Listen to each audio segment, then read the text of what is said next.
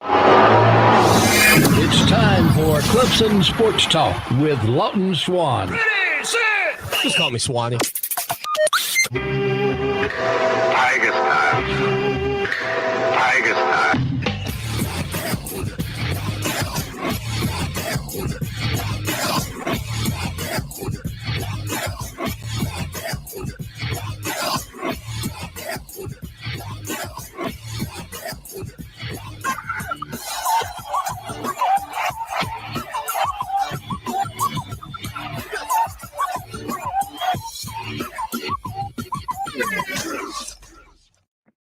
Finally, Clemson Sports Talk has come back to Drive Time. Hello, everybody. Lawton Swan back in the saddle once again. It is the show that shakes the Southland. Clemson Sports Talk for you each and every afternoon as you make your way around the great state of South Carolina and beyond, listening to us on incredible radio stations like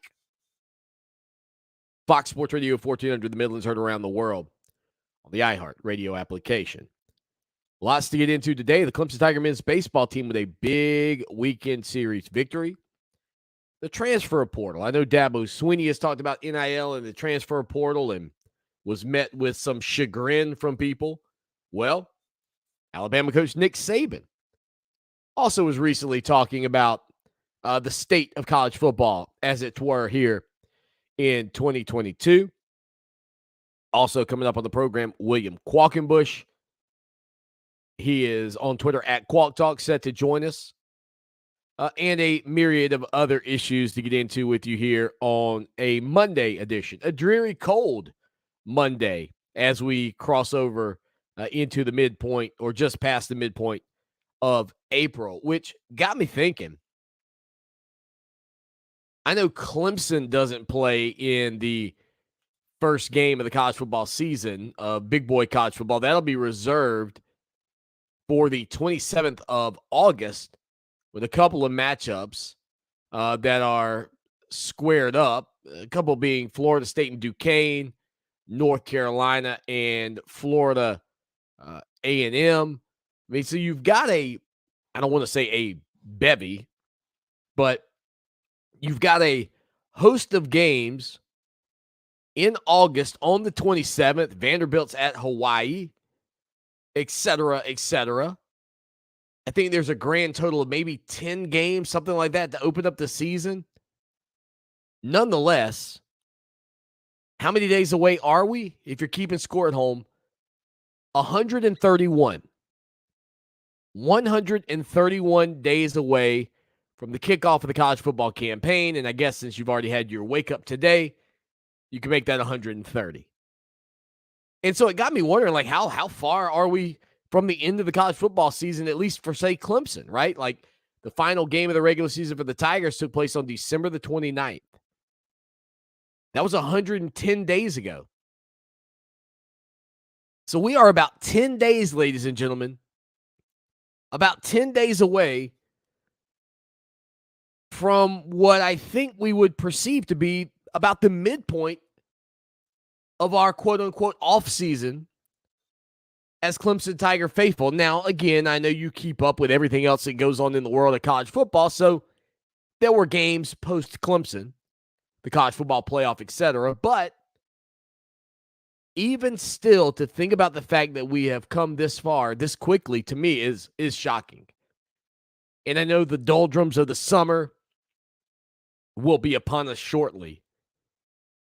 But believe you me, the college football season will be here sooner than I think many of you can even imagine. And of course, for Clemson, they will essentially close that first, I guess technically second weekend of the season as they take on Georgia Tech on Monday, September the 5th.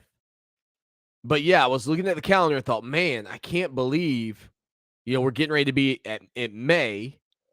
And you think about the 1 week I take off in the summer, typically, maybe we squeeze 2 in this summer, who knows, but normally just 1. And from that standpoint, I really feel like we're going to be talking about fall football sooner rather than later.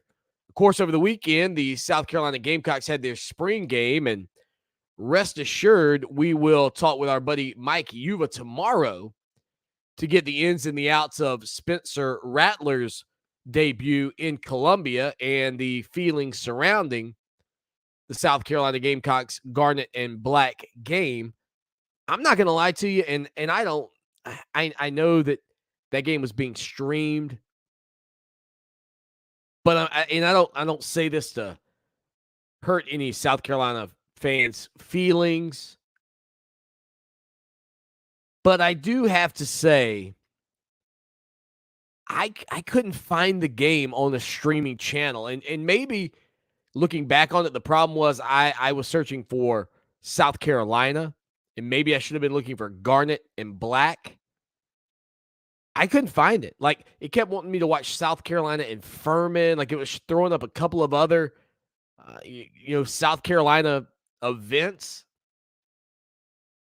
none of which were the spring game. So I didn't see a snap. I know there's been some controversy about the number of fans there based off of what South Carolina reported and what it maybe appeared via photos versus Clemson's attendance, and people getting angry about that. That's a rivalry for you, folks. When fans are fired up in April about how many people attended the spring games 1 week apart, you know that you've got a rivalry on your hands.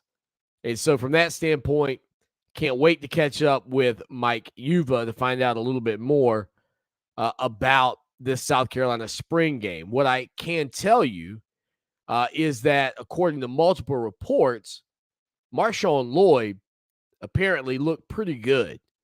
And he's a young man bouncing back off of an injury.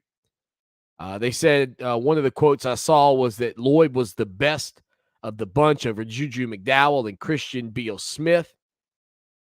They said Lloyd is entering now his third season, and after the ACL injury took out his first year, he looked like he got back some of his juice a year ago and maybe emerging as the former five-star recruit. So you mix in a little Marshawn Lloyd along with a little Spencer Rattler for the South Carolina Gamecocks, and perhaps you've got yourself a nice little recipe for more success. I don't know how much, but more success. Rattler finished the game, by the way, 8 of 10 for 79 yards, with the 2 incompletions being a throwaway and a flip on a swing route to a running back. Although there wasn't anything overly phenomenal over the weekend from Spencer Rattler, I think the comments that he put out about the situation in Oklahoma under the previous head coach, Lincoln Riley, I think that might, again, it's not going to slow a ton of people down from going to play at Southern Cal, at USC out west, but maybe it does slow them down a little bit and make people reconsider. I think Rattler's terminology was toxic. Not saying his terminology is toxic. I'm saying that Spencer Rattler called the Sooners season toxic. And that toxic environment is, of course, headed up by their head coach, Lincoln Riley, or their former head coach. And so escaping a toxic situation would not fall under the umbrella of Brent Venables at Oklahoma, but really falls under the umbrella of Lincoln Riley at Southern Cal, who is clearly a threat. Obviously, with the transfer of Caleb Williams out to Southern Cal, the number of recruits that decided to switch up where they were going to go play to play with Coach Riley, begs the question in a lot of respects about the transfer portal, going with your coach. I mean, the things that I think are sort of an underlying part of the spirit of what Dabo Swinney and Nick Saban clearly don't enjoy about this new fangled situation that they're having to deal with, because as coaches, there are a handful of things that you can sort of count on, right? I mean, at this point, there are a handful of things in this sport that you can just say, all right, they're going to be this way, and they've been that way for a long time. And that brings a sense of ease and calm and normalcy. But then you've got these other major changes that you're trying to adapt to, that you're trying to figure out. And all the while, you've got situations where a player's coach can leave, and then that same player can leave and go with that coach to a new program. And I think we're all for the players, right? I have never talked to anybody that said, you know what, I'm really against collegiately? The players. Like, nobody has said that. But I think the coaches like Dabo Swinney and Nick Saban, when they express concern about the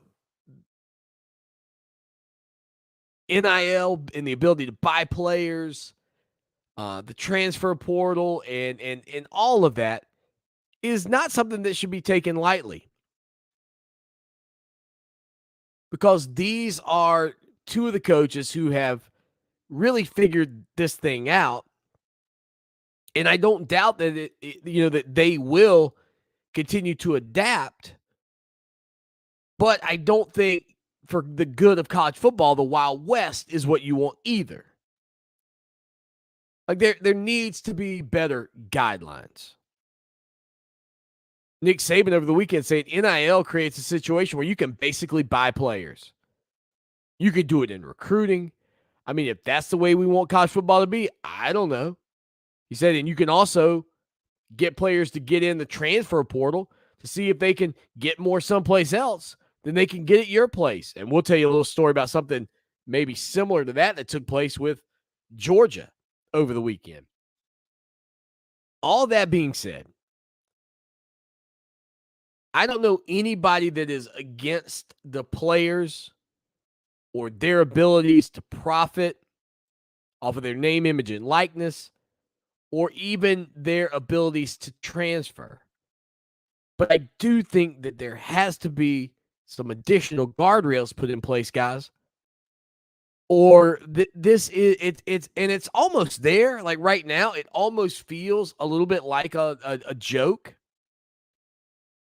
It almost feels like you turn around and there's a new NIL deal for a kid that just arrived in a new program. And, there's always been something special to me about college athletics being just that, college athletics. And and we have professional sports in our country. And we have professional sports for football, basketball, baseball. I mean, on and on and on. We have professional sports for these kids. And I think that is one of the things that has made this situation into the mess that it's become, is that when they began it, there wasn't any clear guidance. And even the guidance was so loosely pieced together that the coaches who want to and the coaches who are willing have towed that line probably more than they should have in order to bring in players. And I think that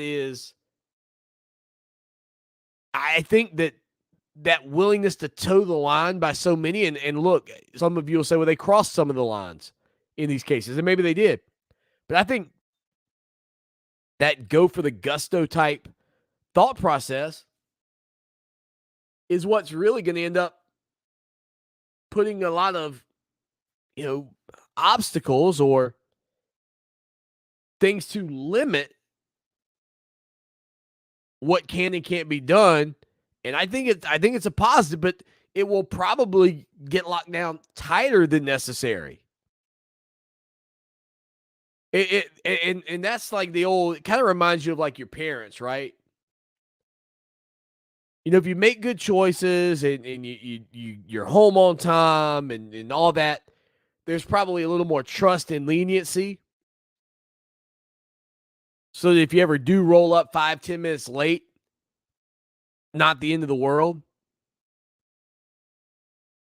But if you don't have trust, then all of a sudden they tighten down the screws on you.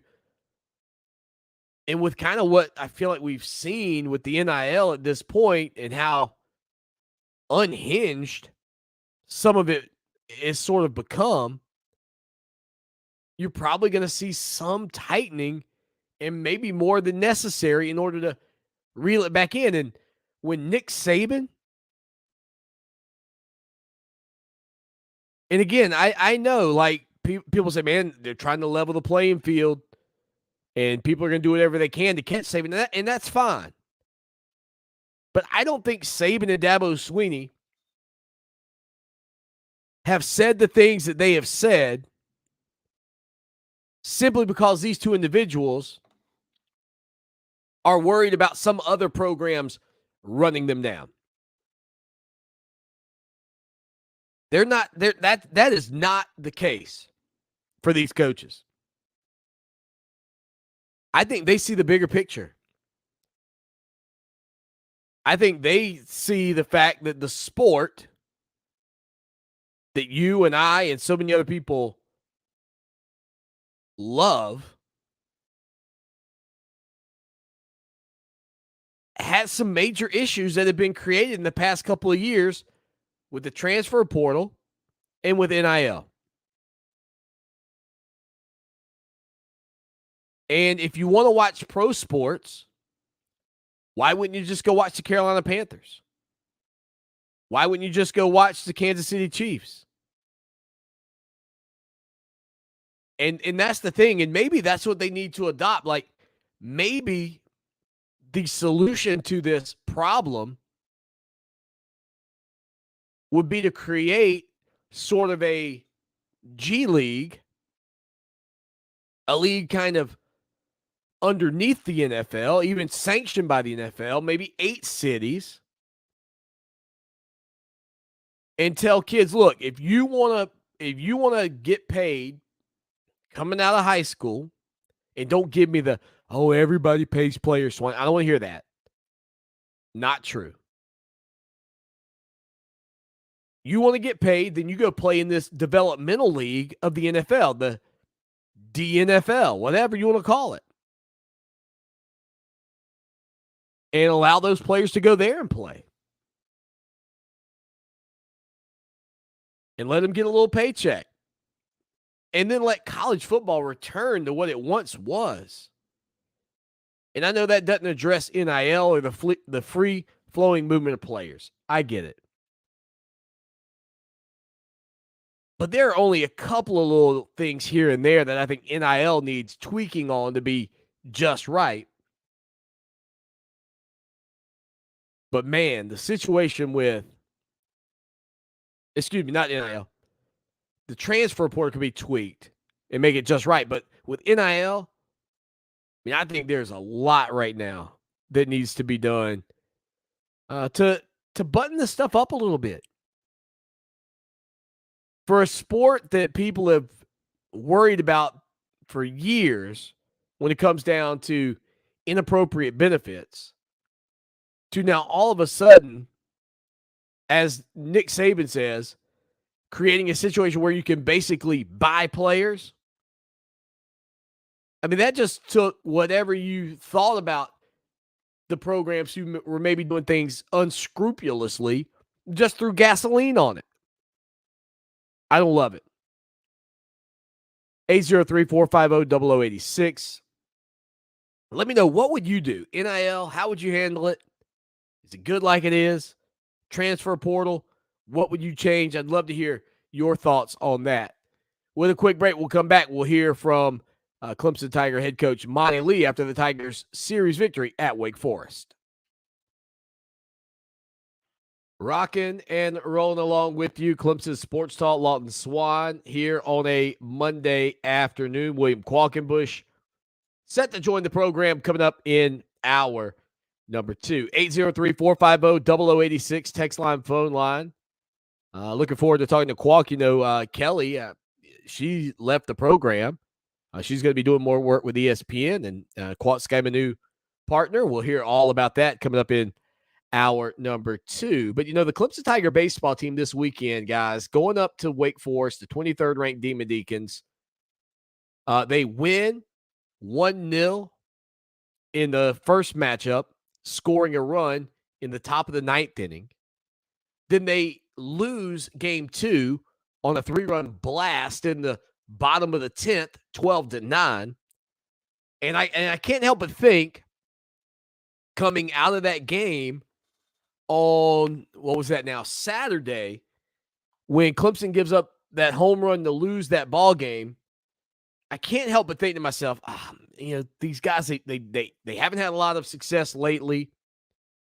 They got to feel a little down on their luck. You know, you just kind of feel like the wheels are coming off the bus. And you look ahead, a series coming up with Florida State, a couple of midweek games as well. They needed a series win. And yesterday, 10-8, 5 home runs, 2 by Caden Grice. Clemson comes out of Winston-Salem with a series win over the Demon Deacons. And quite frankly, I don't know. I mean, that series could have gone better, right? Like a 3-game sweep. But at this point in the season, I don't know if there's much more you could have asked for than to put up numbers the way they did in the final 2 games in that series. Even without the best pitching. Again, pitching's still an issue here in these weekend series. But Clemson survived and found a way to win. Here's Monty Lee following the 10-8 series clinching win yesterday in Winston-Salem. Well, really proud of our guys, the way that we fought, the way that we swung the bats today. You know, had to go to the bullpen early. Got great outings out of the bullpen by talent. Jeffrey Gilbert was huge for us, you know, pitching on 1-day rest to come in and tough it out for us and give us some innings and pitch good for us. Jackson Lindley, you know, is the MVP of this one, for him to step up, you know, there at the end of the game and pitch the way he did to get the last 6 outs of the game. Just says a lot about his makeup and his toughness. And, you know, we just continue to swing the bats. You know, we hit some home runs, hit 4 or 5 home runs, and swung the bats well, you know, the last 2 days. Played great defensively, and we were able to hold on against a really good club. I mean, we went over the approach before game. I mean, we all did the plan. The biggest thing was just to plan it in game, and I really tried to trust in what they were telling me, and thankfully it worked out. I mean, that one felt really good all around. I mean, we had 13 hits, scored 10 runs. I mean, on offense, you really couldn't ask for a better day than that. How about that catch in the 8th inning? Well, I slipped starting, so I was running to it, and I was like, I better not miss this ball. But thankfully, the good Lord helped me catch that. So I'm just glad Jackson Lindley went in there and just closed it out for us. I just try to go out there and be biggest competitor on the field, you know, go out there, be aggressive as I can ever be, throw strikes, and put my team in a good place to win. What was working for you on the mound? Fastball and my slider were dialed in. I was missing up a little bit at first, but then I changed my eyesight and started to get it down. So there you go, some comments from not only Monty Lee, but Caden Grice and Jackson Lindley. And you just kind of you think through the way Clemson came back on Saturday. They battled back in that game, only to have their hearts ripped out in the bottom of the 10th inning with that 3-run bomb. And then in this game, just to find a way to win. Wake Forest scores 3 runs in the first inning. Clemson doesn't falter. They keep coming. And they haven't been a great team as of late. Okay? But when you can put together a little momentum, when you can seize an opportunity and find a way, there you can gain confidence. And I know that confidence can't fix all the issues that this baseball team had or has, but they needed confidence, folks. They needed a positive weekend. And to go and get a win yesterday was a big deal. Now, they will take on the Georgia Bulldogs tomorrow at 6 o'clock. Of course, Clemson just recently faced off with Georgia, and you'll pardon me, my days are a bit off because I took off Thursday and Friday last week, so trying to remember all the days. Back on the 5th, Clemson took on Georgia. And so, this team has not won a weekend series since their matchup with Northeastern. And that's why I really felt like any weekend series win was a big deal. Now, can Clemson go get another big victory against the Georgia Bulldogs tomorrow, a team the last time they faced off, they were ranked number 10 in the country, and Clemson came away at Doug Kingsmore Stadium with a 4-3 victory. But there is no doubt in my mind about this at all, 100%. I don't think winning that game can change the complexion of this season, but it can certainly give this team a jolt of momentum that they need, a positive vibe in the clubhouse heading into another big-time matchup against the Bulldogs, who I just double-checked are still ranked 10th in the country. With a quick break, stay with us for more here on a chilly Monday afternoon all across the state of South Carolina. It is Clemson Sports Talk. Indeed, it is the show that shakes the Southland. Lawton Swan coming up. Don't forget, our good buddy, William Qualkenbush, set to join the program in just a few minutes. Again, I mentioned before the break, Clemson will take on the number 10 Georgia Bulldogs tomorrow, 6 o'clock in Athens. Then on Wednesday at 6 o'clock at Doug Kingsmore Stadium, the Tigers will face off with ETSU, East Tennessee State University. The game tomorrow will be on the SEC Network Plus, and Wednesday's matchup between Clemson and East Tennessee State will be on the ACC Network Extra. Again, and every year that I've done this show, I mention this. It's always shocking. Georgia leads the all-time series against Clemson in baseball, 128-109, with 2 ties, dating back to 1900. The Tigers' Billy Barlow, who defeated the Georgia Bulldogs a couple of weeks ago, will be on the bump for Clemson tomorrow against Garrett Brown for the Bulldogs. 803-450-0086.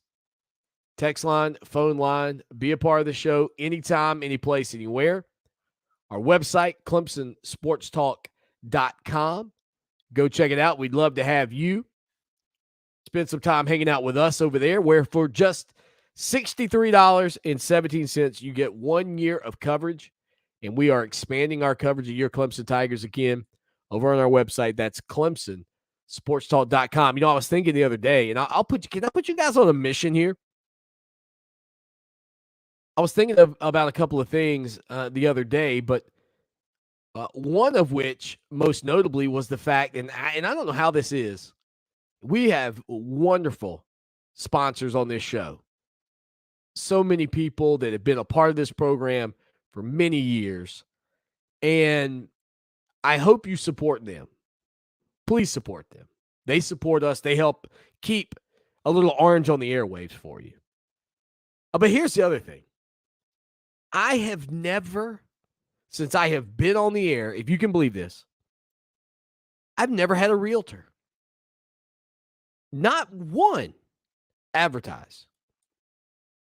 I have also never had like a small engine repair type place advertise on our show. Those are two big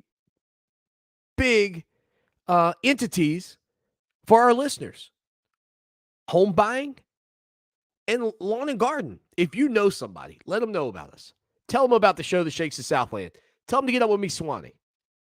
I would love to set them up with a package to support our program and to continue to keep our program on the air here in the Midlands. But I've never had a realtor or like a small engine. I can't believe it.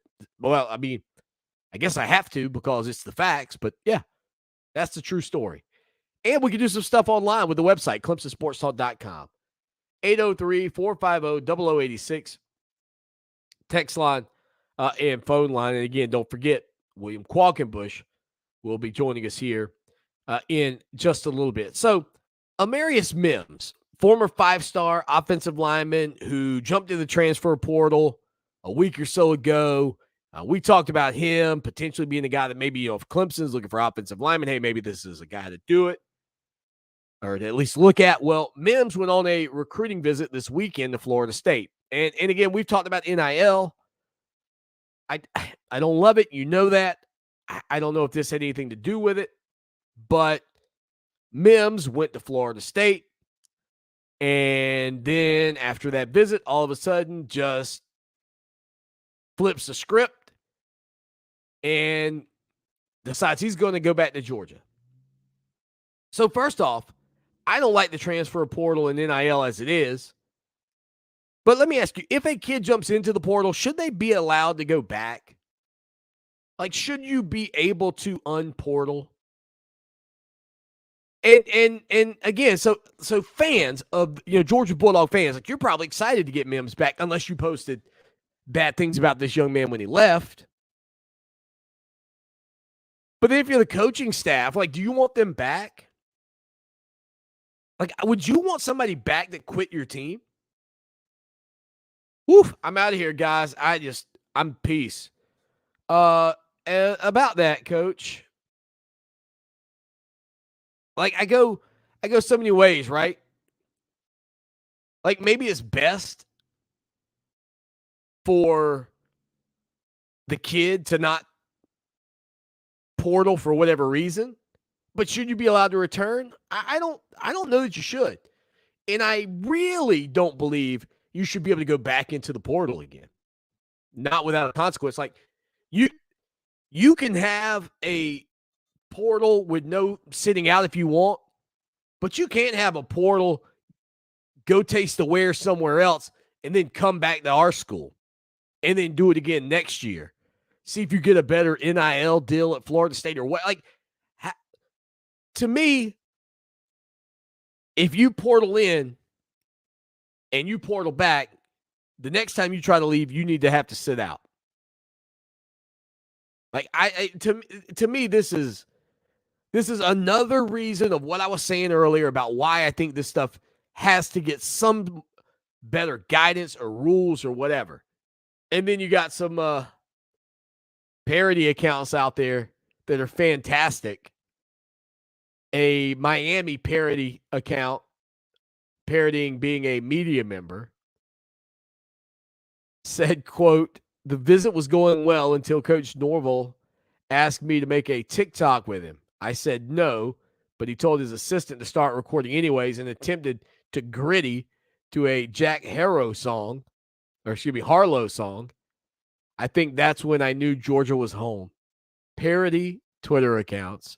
Good stuff. Amarius Mims apparently going to go back to Georgia, going to be a Bulldog. I truly don't believe, though, that a player should be able to go into a portal, go visit another school, find out X, Y, or Z about that school, and then unportal, and then potentially do it again next year. If I'm Kirby Smart, you're not coming back to my program because you jumped in the portal. But more so, once you jump into the portal once, even if the coach said you could come back, that's fine. We forgive you. Come on in. You definitely shouldn't be allowed to jump back in the portal again without a consequence when you leave. To me, that's just bad business. With a quick break, bottom of the hour coming up. Back at it on a Monday afternoon. Last week we sat down with Jalen Llewellyn, Clemson's latest basketball commit. Obviously, some turnover in the staff as Antonio Reynolds Dean took a job with the Georgia Bulldogs in his home state. Well, Clemson also lost Kareem Richardson, who had only joined Clemson staff a year ago. Richardson will be going to NC State. So right now, Brad Brownell has 2 jobs to fill on his coaching staff. But we caught up with Jalen Llewellyn last Wednesday here on the program. Here's what he had to say about why he decided to go from Princeton to Tiger Town. Jalen, hope you're well, man. Thanks for carving us in. Of course, I'm excited for the future.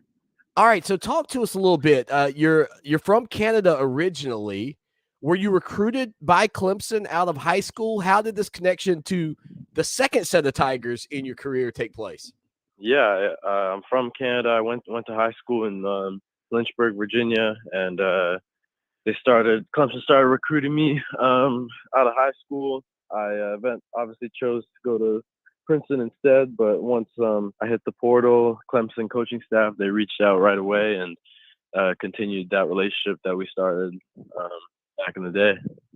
6'2", 185 pounds. You average 15.7 points per game. Looking at what you can bring to the table, is it a big deal to be in the Atlantic Coast Conference? I mean, is that part of the drive to end up at Clemson? I mean, I know you had other suitors out there, but what was it at the end of the day that sort of sealed the deal for the Tigers? It's definitely a great draw to be in such a great conference because you play against so much talent every single night. So that was definitely a driving factor, but a lot of it was how to do the fit. I think I fit really well. The team coming back and what the team needs from the guard position. And when I went and visited, I felt really comfortable around the rest of the guys on the team, and I enjoyed being there. And the coaching staff made me feel really comfortable. Jalen, so the portal's so weird. Like, did you already know that Alamir Dawes was leaving prior to your decision? Like, how does that work? From my perspective, as somebody that covers the sport, the transfer portal is a weird thing, right? Like, guys leave, like Nick Honor leaves, Alamir Dawes leaves. I mean, when you're considering Clemson, are you at that time kind of picturing this roster and thinking, okay, well, I'll be there, Alamir Dawes will be there, or I know he was already gone by the time you make your final decision, but I mean, how does that work from the side of the student athlete and what you're looking at roster wise? It's definitely something we have to keep in mind as well, and like stay updated because things change so quickly, and depending on roster situations with schools, it changes. But I think the portal offered me an opportunity to come in and make an immediate impact. So yeah, that's what I was looking at. Well, and it's also not something that really, quote, existed when you first started your career at Princeton. So as a student athlete, how much has the transfer portal changed the game, so to speak, in your eyes? I mean, it's done a huge amount to change the game because if a situation isn't right for a particular student athlete, they can look elsewhere, and I bet it makes it a little harder for coaching staffs to have security and build for the future sometimes. But I think it opens it up for positive connotations as well, because you can get a transfer guy and completely change the trajectory of your season. So it's a new implementation, but it's crazy though. Yeah, listen, I can't imagine trying to be a coach in this day and age and build a roster from scratch, because you sort of knew for years that those third year, fourth year guys are going to be there, and now nothing is guaranteed. Now, you are familiar certainly with the Atlantic Coast Conference. Your father played in the ACC back in the early 90s. I was at Clemson around that same time, watching these teams in Little John Coliseum. What do you know about the environment there, and what has Coach Brad Brownell told you about just getting a chance to play in Tiger Town? I visited the gym, and obviously there weren't any fans in there, but I could tell that it's going to be a crazy atmosphere. And I've watched a bunch of games, and I just think I would benefit from being in a home crowd like that, because I've played in packed gyms before, like to the caliber of Little John, but they've always been on the opposing side, so they were rooting against me. So it would definitely be a great feeling to have that many people in Tiger Town cheering us on. So for the fans that have not had a chance to watch any of your highlights at Princeton or even some of your high school highlights, let them know what kind of player is Clemson getting in Jalen Llewellyn. I think I'm a quick guard who can get to the rim and either create for myself or my teammates, and I can shoot it from deep. And I think the most important thing is I love to win, and I'm just excited to play with the great players that are coming back next year. I got to ask, I mean, given the fact that you got your degree from Princeton, what was your area of studies, and what do you want to pursue while you're at Clemson? I am a history major here at Princeton. I just finished up my my senior thesis, and it's on desegregation in Mississippi higher education. Oh, wow. And I think we're looking at doing an athletic leadership program at Clemson. How about the leadership standpoint? What's it going to be like for you being an upperclassman coming in? I mean, obviously, if you were at Princeton, guys are going to be looking to you and saying, "Hey, you're kind of the leader in the locker room." What do you think it's going to be like trying to navigate the transition to a new program where you're the new guy, but yet you're a veteran? I think with the help of guys coming back, like Hunter Tyson, he'll be able to show me the ropes early on, and I think the summer will be huge, because at Princeton we never had the opportunity to work out in the summer or be on campus. So I think that'll be a great time for me to get acclimated, and then I think that'll help me fit right in once the season rolls around. Stick around. Hour number 2, William Qualkenbush joins us on a Monday. It's time for Clemson Sports Talk with Lawton Swan. Ready, set! Just call me Swanee. Tiger style. Tiger style.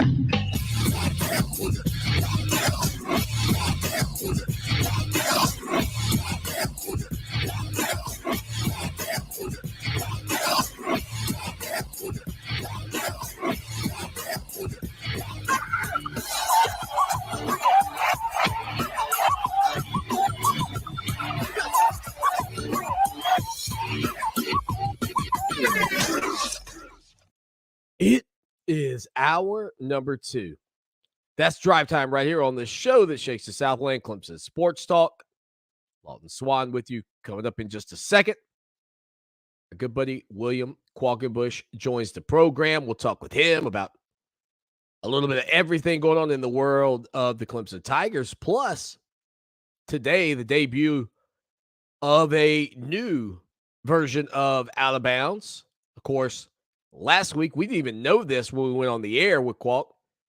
Last week was his partner, Kelly Gramlich's final week on the show. She's going to be working mostly with ESPN, the ACC network moving forward. So Qualk's got my new co-host in the house. We'll get the latest scoop on that from William Qualkenbush here in just a few minutes. Now, we talked about NIL earlier. We talked about the transfer portal. You know, I want to see changes. I don't need these just huge wholesale changes, but I think there are a couple of things here and there that could certainly be cleaned up. We'll get Qualk's thought. We will get Qualk's thoughts on that here as well. Qualk, buddy, welcome in, man. How's your Monday? Swanee, it's going great. We did have a downpour here earlier this morning, but the sun came out and everything's just blooming great. It turned out to be a really nice day. Hope you're doing well down there. Man, I am. So I mentioned before we brought you in, your co-host last week, we didn't even talk about it. Yeah, it came out, I guess, just before you came on the air with us that Kelly was leaving the Qualk and Kelly show, or Out of Bounds with Qualk and Kelly. Update us on that situation. I told people she's going to be doing some more work with the ACC network, but What are you looking like today? What was today's show on 105.5 The Roar for you from 12 to 3? Well, thank you for addressing it, and I'm so proud of Kelly. Let me just say, I mean, I know you've talked to her many times. You've had her on. She's a delight to work with. We are truly great friends. She is not stepping into anything new. She is just essentially stepping back from her job at the Roar so that she can focus on some of the things with ACC Network and her women's basketball coverage. And, you know, she was in very high demand throughout the basketball season. And that really stemmed from early to mid-October through early April. And she had all kinds of stuff to do. So essentially what, you know, the season is let's say mid-November to maybe mid-March when the tournament comes around. So that's about 4 months. Well, now because of all the, you know, extra, stuff that the ACC Network and ESPN spending money on and the investment that they're making there, it's now a 6-month obligation. And so it just got to be a lot. And so I kind of knew the day would come. We shuffled some things around at the station, and I'm going to be with Ben Milstead. So the name of the show is Out of Bounds still, but Ben, who's been he's been at the Roar for about a decade now, I guess, almost. And so he's back in his old slot where he was with Roy Philpott for a while there. That's right. He was with Philpott, and he's done some other stuff both on and off the Roar in sports radio. He's heavily involved with Clemson Athletic Network and doing a lot of stuff for Clemson. He's very big behind the scenes there. So I'm excited about it, man. We had a first show today, and it went like clockwork. So hopefully we'll do more of that. Now, was there any change? He was on the press box with Brad. I mean, is there any movement there? Yeah, so John Haidt, who is co-host of the Mickey Plyler Show, producing for Mickey in the mornings, he actually, because of his schedule, he kind of needed to move too. And so he's moved now to the 9 o'clock slot with Brad. And so it's Mickey, and then there's sort of a rotating, sort of some younger and newer voices and faces are going to be producing and co-hosting that slot. And then John will be with Brad full-time, and then Ben will be with me full-time. And Walt and Ramona, who are after me, they'll stay the same. So that's the totality of the changes at the Roar. There it is. William Qualkenbush hanging out with us, 105.5 The Roar in the Upstate. He's on Twitter at Qualk Talk. So final thing on Kelly Qualk, because listen, I'm not saying we'll never talk about your co-host again, but we don't bring her up much. When you guys were both single, were there listeners out there that thought, hey, these guys are, they're going to end up together? I mean, when y'all started building your show, when you were at the 9 to noon spot, like, what was that like, the continuity on air and the way people perceived you two off the air? Oh, yeah, that happened a lot. In fact, we still have people who think that we're married to each other. So we often have to give the caveat, like we're both married, but not to each other. And that's something we contended with, the whole time we were on air, really the whole time we were married, because our relationship was such that it was like brother, sister, or like sometimes old married couple, stuff like that. So yeah, it was quite something when we would have to explain that to people who presumably had been listening for a while and just hadn't caught those very important personal nuggets. Outstanding. William Qualkenbush with us here all day Monday. All right, Qualk. So Clemson Tiger baseball team, big weekend series win over the Wake Forest Demon Deacons. I'd be lying to you if I said when they dropped game 2, Qualk, that I didn't get a little bit concerned that Clemson was going to find a way to lose another series. But nonetheless, on Sunday, they answered the big way offensively and come through with a 2-1 win. How key was this in your mind that this team sort of got off of that Atlantic Coast Conference schneid when it comes down to weekend series? Well, it's huge. If you do the math, if Clemson wins 2 out of 3 in every weekend series from now to the end of the year, they finish up 14 and 15 in the league. And so you obviously you have no margin for error when it comes to winning series. Now, could they sweep a couple? Sure. This doesn't seem like a team that's going to play necessarily well enough or play a weak enough opponent to sweep more than maybe one series, and that's that last series with Boston College. You're looking at a team, Swanee, that did that this weekend in a weird way is the best way I can say it, because you only got really got 1 1/3 innings from your starting pitchers on Saturday and Sunday. And you were able to almost win one where you came all the way back and win the other one. That ain't going to happen every weekend. And especially when that's not the design. I said earlier today, and we don't have a ton of time, so I'm not sure I can go all the way into it, but I said that I felt like Clemson may benefit from like an opener system that we're seeing in the minor leagues, and a little bit of midweek games where you get a 1 to 2 inning pitcher that sort of just gets things going the first time through the order. And then what you call a bulk guy is essentially the second pitcher in, and that's the main one. And we've seen it work for certain teams in certain situations. I'm not sure you can replicate it every weekend. It's not advisable, I would say. You need your first guy to go out and handle business for a long time. But for this Clemson team who, they haven't really been able to find any more than one reliable weekend starter that you can count on, putting somebody that's not going to be required to go deep into the game that first time through the order or the first inning or two if things go well, and then putting somebody like Nick Hoffman. Look at how he threw in the stead of Jay Dill on Saturday. He gave you essentially a quality start. He was just the second guy. He gives you 6 1/3, 2 runs. He gives you a chance to come back in the ballgame. Again, I don't know if that'll work all the time, but I feel like Clemson's run out of options here. You can move Billy Barlow into the weekend rotation. I think that could help. The real key for Clemson was they didn't beat themselves defensively this weekend, and they hit the baseball. And they matched Wake Forest when they hit it, and the bats didn't go away. One thing that was really disconcerting to me as I watched them get swept by Notre Dame 2 weekends ago was the fact that the bats just sort of went to sleep. As soon as Notre Dame kind of got going, Clemson's bats didn't wake up. And that was hard to watch. I think the way that Notre Dame beat Clemson was worse than actually the beating that took place. And so for the bats to stay awake and for the bats to stay alive, down 7-1 and down 9-2 and down 4-3 on Sunday, and to keep on keeping on and to find some answers, not consistent answers, not in a way that you might like, not the same guy over and over, but just somebody who's able to get a few big outs for you. It was, I would say Hoffman on Saturday did a great job of that. And then Jackson Lindley at the end of the ball game where it's 10-4, all of a sudden it's 10-8. Labriola comes in. He can't get his one guy, so Lindley needs to come in and shut the door, and he does with 7 straight outs. That's the kind of stuff they're going to have to do. They are going to go in a weekend series, Swanee, not having answers. They're going into a series against Florida State, not knowing what the heck is going to happen. They're going into 2 midweek games, not knowing what's going to happen. Or I'm not even sure that they have a great way to plan for how to use guys. It's going to have to be really a game-by-game situation because Clemson just doesn't have pitching that's going to allow it to plan ahead a whole bunch.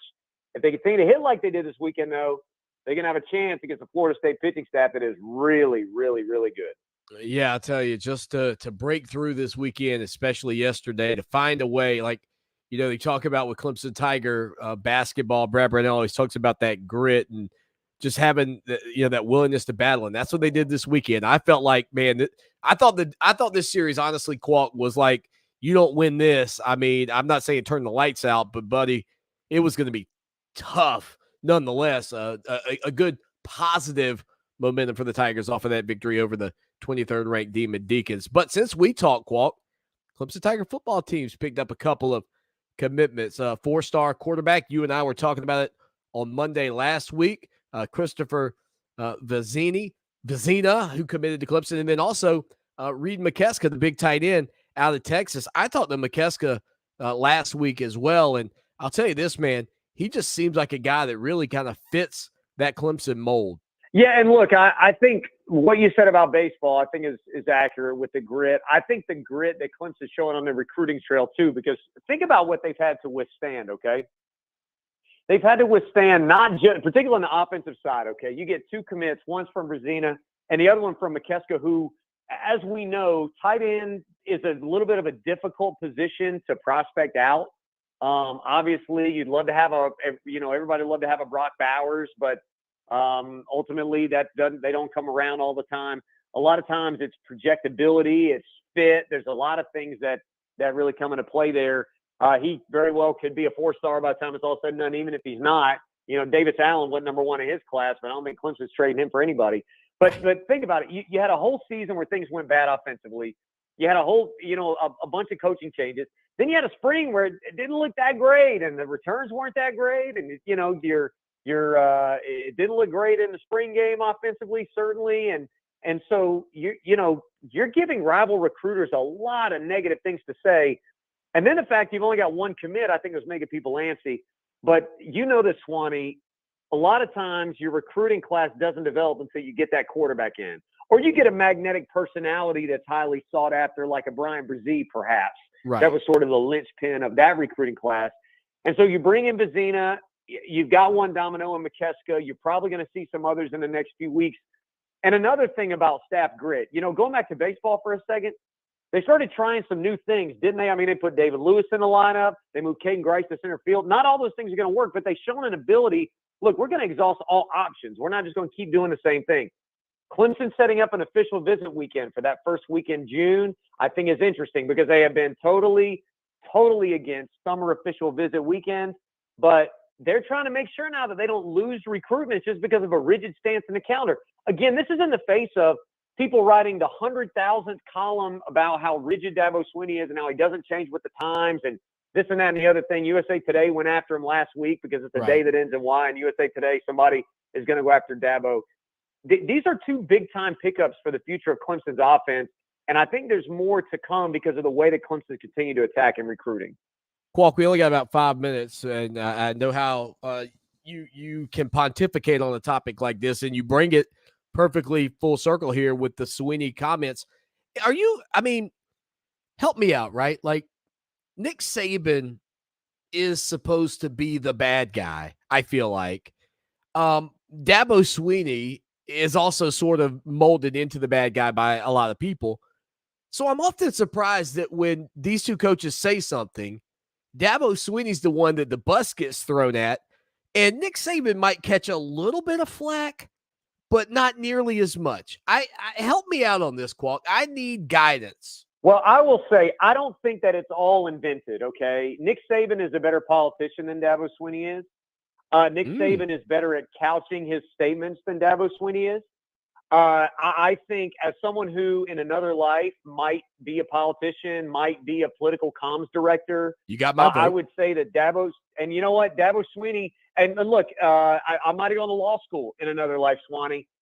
Dabo Swinney is a bad politician if you're a comms director. He's a bad client if you're an attorney because he says stuff that he doesn't need to say that is either going to be correctly construed or misconstrued to paint him in a negative light. The example of the Delta CEO and the baggage handler, he didn't have to say that. Right. Nick Saban said the same thing, but he didn't use that example. And look, I know that the media, particularly the national voices that are always badgering Dabo, I think for either political or religious or cultural reasons or what have you, where Dabo seems like this really old bad man who just likes the old bad system and all the, and I'm going to stop right there because I'm going to get myself in trouble, but he's like the caricature of everything that a certain type of media member hates and loathes and is actually a part of. We can't get into that, but that they really hate about the current system. And they see themselves as outside and working to beat guys like Dabo Swinney. For some reason, Nick Saban isn't like that because Nick Saban always sort of has an angle, right? Well, for example, he said in his comments last week that, by the way, USA Today did not spend a lot of time writing a hit piece on. Right. He said, well, I would like all of our players to get paid the same. And I'm thinking, now, wait a second. That's not free market, and that's not even really that good for recruiting, but it sounds nice. He doesn't even mean that. This is the same guy who talked about how much his quarterback was making last year. And now all of a sudden he wants everybody to get the same. That he's not even making sense. It doesn't even jive with his statements. But at the time he said them and the way he said them, both things that he said that are self-contradictory, in my opinion, they sounded really good, didn't they? And they sound good for different reasons, but they sound good to the same person. And so everyone applauds Nick Saban, whereas Dabo, who's very, he's just going to say what he thinks and he's not going to try to couch it or anything like that. He gets reamed because he's supposed to get reamed and everything he says is horrible. I think that's the difference. And look, some of that is, you know that the media is against you, so you have to watch what you say, or you know that people are going to take it and twist it, so you have to watch what you say. And that's unfair, but it's true. So Dabo has to take some responsibility of that. Some of it is, it sucks that there appears to be a media apparatus that is committed to sort of amplifying and putting under a magnifying glass every single slightly questionable thing that Dabo Swinney says in a bad faith manner, while not looking at the fact that there are other people saying the same stuff, but because you don't mind those people or you actually like those people, you don't care. It's messengers versus messages. It's a big issue in our entire culture, and this is a perfect example of it, where if we would just criticize or applaud messages, we'd be saying different stuff than right now, where it appears to be all about who is saying the stuff, not what is being said.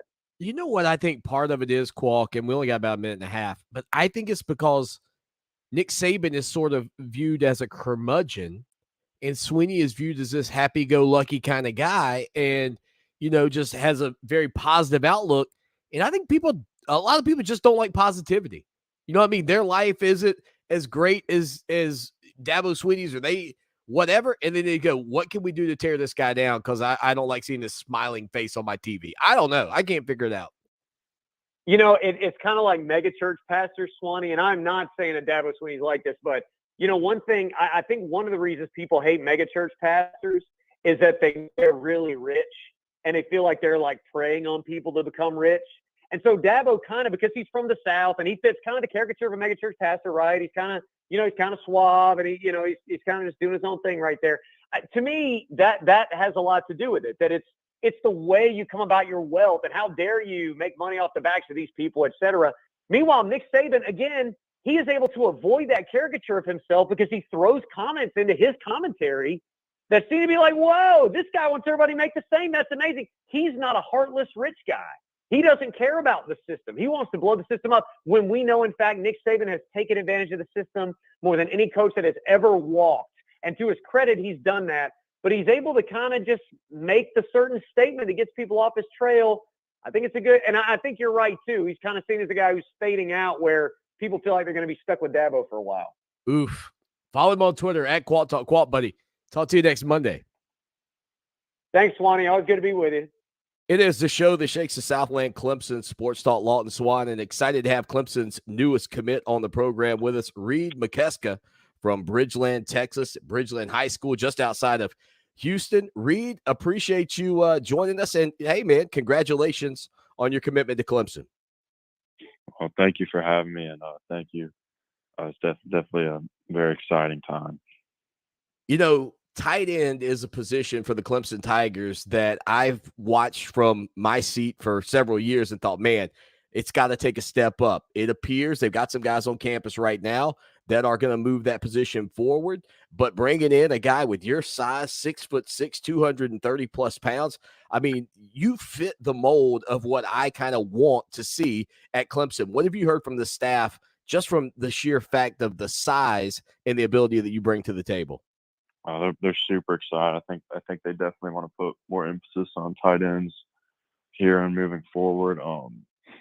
Like they see me playing inline, H-back, and split out. If I do all those effectively, so I just fit their offense really well, because they're really a balanced offense. So I'll be able to run block and run routes and catch and run and all that. So definitely feel I'm a great fit for them. Reid, with that size, I know a lot of times as kids are growing up, the coordination, just issues with those kind of things. When did you really start to fill out and come into your own as far as an athlete, given your frame? I'd say probably sophomore year. I was a pretty skinny kid all my life until about sophomore year. Started lifting and gaining some mass.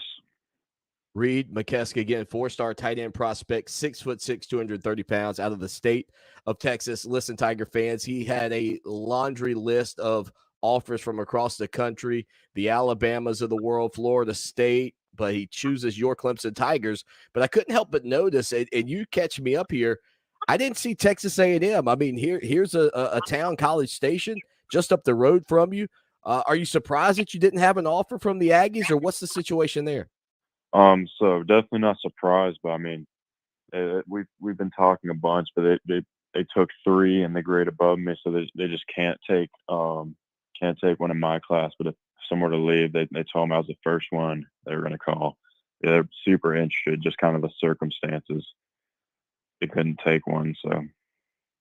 Makes a lot of sense from my perspective. Just wanted to get that out there for everybody to find out what the situation was, because I know our buddies over at TexAgs.com do a tremendous job, and was very surprised not to see your name on their offer board. Again, Reid Mckeska joining us here on Clemson Sports Talk. So, Reid, what was it about Clemson that sold the Tigers program to you, being a kid all the way from the Lone Star State? I mean, it's a couple factors. Coach Sweeney is amazing. Coach Richardson's amazing. Like, they've shown so much love to me and my family. Also, Taj Boyd and Coach Shipman.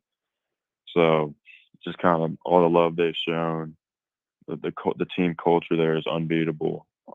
The care they take care of you after football. So many reasons, but they take care of you after football. Great culture. It's kind of an obvious one, but they're a national championship caliber team every year. And that's someone who I want to play for. Well, and give me some insight into that. Being a kid that's out there in the middle part of our country, the new college football playoff era is here. Clemson's one of the handful of teams that has a national championship with that, that golden scepter, as they call it. And as a matter of fact, they've got 2 of them.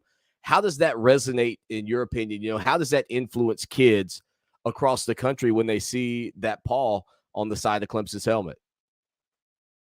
It's definitely really symbolic, I feel like, for just how much they win. I mean, I have a lot of family in the Carolinas too, so that definitely helps. So they'll be able to come into all the games, which was a pretty big factor. Yeah, I think the paw, like, no matter everybody knows it.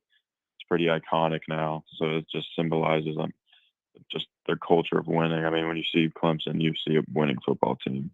Again, Reid Mckeska here with us for a few more minutes, talking about his commitment just moments ago to your Clemson Tigers. 6'6", 230-pound tight end. Now, Reid, when you've had a chance to spend time with the coaching staff, I heard you mention Coach Richardson, new in his capacity there as the tight ends coach, but certainly somebody that's the passing game coordinator. I'm hopeful. It sounds like you've also sort of, heard tales of perhaps more utilization of the position going back to when they had Jordan Leggett in that capacity back when Deshaun Watson was the quarterback for the Tigers. But from that standpoint, who have you heard the most from? Is it Coach Richardson? How often have you heard from Coach Sweeney? And, how have those conversations gone?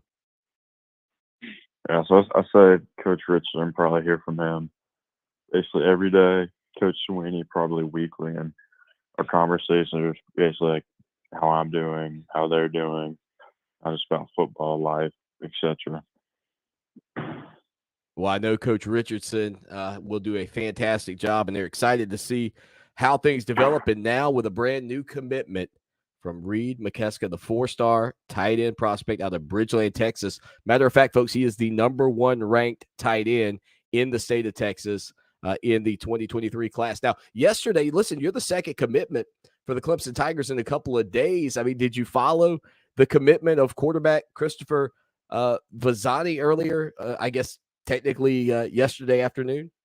I actually committed before I knew he did. So when I found that out, that was just kind of icing on the cake. I heard that, man. Well, listen, best of luck to you this coming season, Reid, and we certainly appreciate your time. Thank you. Thank you. Again, that's Reid Mckeska. That was an interview we did with him just after his commitment last week. He joins Christopher Vazina and also Nathaniel Joseph as the 3 commits currently for Clemson in the 2023 recruiting class. But, man, a great fit. If you're saying, Swanee, why did it take you a while to run that audio? Well, we actually had that in a premium article for our subscribers on our website, where for just $63.17, that's right, Gamecocks, I said it, $63.17, you can get some full coverage of your Clemson Tigers, including exclusive recruiting interviews just like that. So if you like that interview and you want more of it, head over to our website right now. That's ClemsonSportsTalk.com. 803-450-0086. Wait a quick break. We'll come back. We'll recap some of what's been going on in the NBA playoffs. And hey, good news for some of you. My Los Angeles Lakers didn't make it, as you are well aware. Stay with us. Clemson Sports Talk on Twitter at Clemson Sports. Join the nearly 25,000 followers that we've got over on our website. Should be on our Twitter account. Would love for you to do that. Would love for, man, if we had 25,000 subscribers to our website, let me do that math real quick. That is an unreal. I almost have to chuckle that I just said that. So 25,000, I guess, because I mentioned the $63.17 per year subscription over on the website. Let's see. If we did have 25,000 of you subscribing to the website, which we don't, I'd love to get there. Trust me. I'd be bringing in $1.57 million a year through the website. So let's do that. Let's forget following me on Twitter. Go sign up for the website. Swanee's retired. How? I don't know. I can't figure it out. Yeah, good gracious. Man, did I really say 25,000 subscribers on the website? You guys are like, why are you asking about a realtor, Swanee? Or a small, a small engine repair? Yeah, sorry. Misspoke there. Not a Freudian slip, believe me. Not a Freudian slip. 803-450-0086. All right, so the NBA playoffs got underway, and there's a couple of contrasts here about the NBA playoffs that I do want to make note of. And again, Brad Brownell, Clemson men's basketball coach, has a couple of spots currently open on his staff, losing Antonio Reynolds-Dean to Georgia and then Kareem Richardson to NC State. I have not heard anything about Dick Bender, Clemson's other assistant coach, but who knows? Maybe Dick Bender looks to go elsewhere at some point. All that being said, I think it is funny that there are some of you who have, come at me when I've said that I didn't really believe that the play-in game for Brad Brownell, the victory in the play-in game, was being in the NCAA tournament when that took place back in 2010, Brownell's first year when Clemson beat UAB. People count that as a postseason win or an NCAA tournament win. I really don't. And now with the NBA, with their little play-in tournament, I did find it intriguing that so many people, when you have these matchups to get in, people are like, yeah, well, you really didn't make the playoffs then. If you didn't actually get into the playoffs, you didn't make the playoffs. And I can't say the Clemson didn't, quote, make the NCAA tournament that year, but they didn't win a game in the NCAA tournament that year. But the NBA playoffs are underway, and minus my Los Angeles Lakers, which is probably one of the biggest shocks given their lineup in the history of the NBA. Like, the people who have said it is the historically, most significantly great team to miss the playoffs, just given the talent on their roster. Hey, I am with you. But we do have NBA games that are still taking place, even minus Los Angeles, including Game 2 in the Eastern, as Philadelphia takes on the Raptors tonight at 7:30 on TNT. Philadelphia leads that series 1-0. They've got Joel Embiid there with Philly, but also picking up James Harden during the season with that trade with the Nets seems pretty key here for Philadelphia and maybe James Harden as much as anybody to have a very good run in the playoffs. Harden does not, of course, have a championship ring to his name. At 8:30 on NBA TV, it'll be the Utah Jazz taking on the Dallas Mavericks in the West. The Jazz lead the series 1-0. That's being played in Dallas. Then you've got at the Chase Center in San Francisco, home of the Warriors, Golden State, who leads 1-0, will take on the Nuggets. That matchup, 10 o'clock on TNT. Yesterday on Easter Sunday in the NBA, the Miami Heat took a 1-0 series lead over the Atlanta Hawks, 115-91. You also had Boston defeating the Brooklyn Nets right at the buzzer. Jason Tatum with the game winner, 115-114, giving the Celtics a 1-0 lead in that series.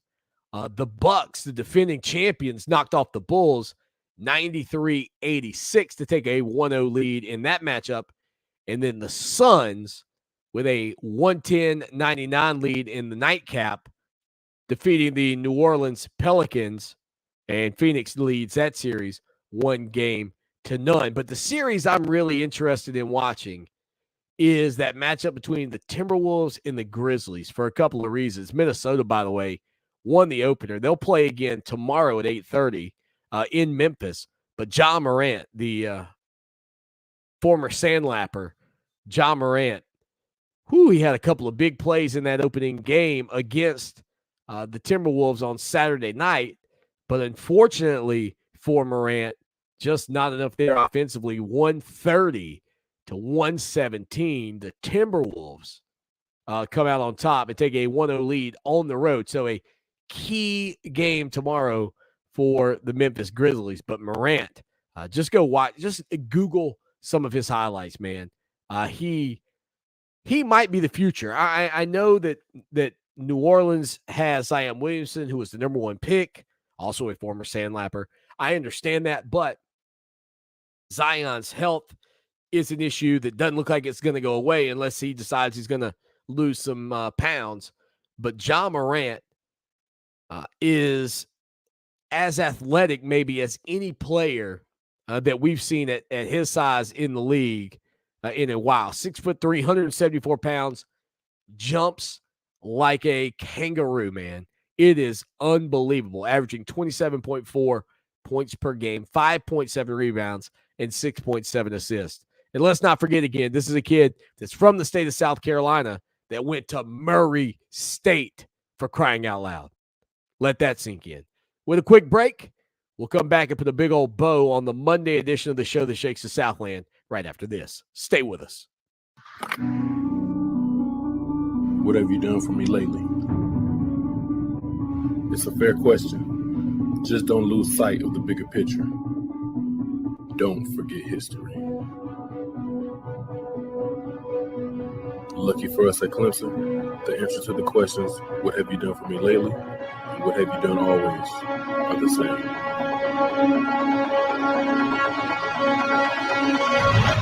We win.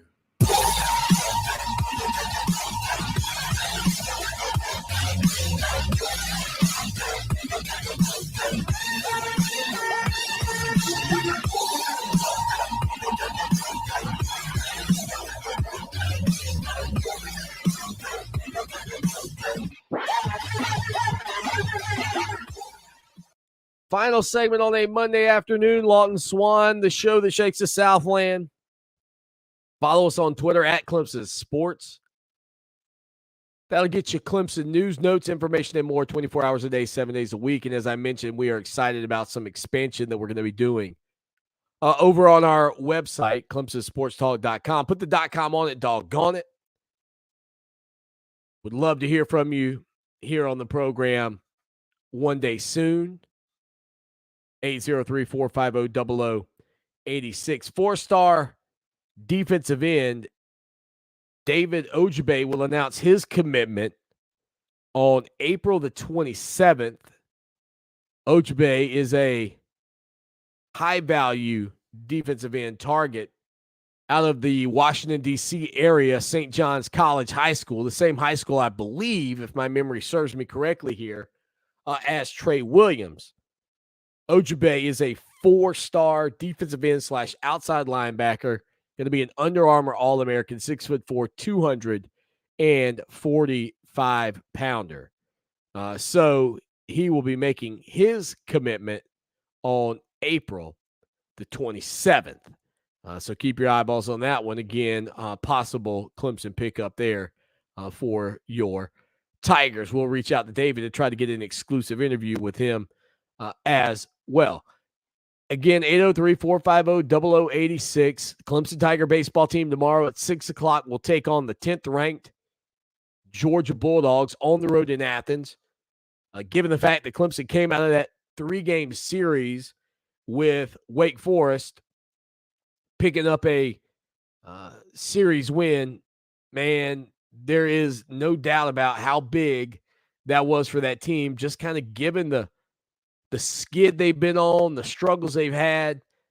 And it was a team that started, a season that started really with so much promise to only kind of fall back to the back for lack of a better term on that front. I will say, though, and we'll let you hear one final time from Monty Lee, that there were a lot of positives in that 10-8 win yesterday up at Winston-Salem. We will not play Caden Grice and Jackson Lindley here as we did earlier, but here's Monty Lee's reaction to the 10-8 win over the Demon Deacons. And that's, by the way, a 23rd ranked Demon Deacon team. Well, really proud of our guys, the way that we fought, the way that we swung the bats today. Had to go to the bullpen early. Got great outings out of the bullpen by talent. Jeffrey Gilbert was huge for us, pitching on one-day rest to come in and tough it out for us and give us some innings and pitch good for us. Jackson Lindley, is the MVP of this one, for him to step up, there at the end of the game and pitch the way he did to get the last 6 outs of the game. Just says a lot about his makeup and his toughness. And, we just continue to swing the bats. We hit some home runs, hit 4 or 5 home runs, and swung the bats well, the last 2 days. Played great defensively, and we were able to hold on against a really good club. And, of course, hopefully those good vibes continue for the Clemson Tiger baseball team tomorrow as, again, they travel to the classic city of Athens to take on the Georgia Bulldogs. One of the other things we've been doing a little bit more of is some posts in our forums on hot topics. And how about this one from over the weekend? ESPN put out their FPI, their Football Power Index ratings. Your Tigers checked in at number 4.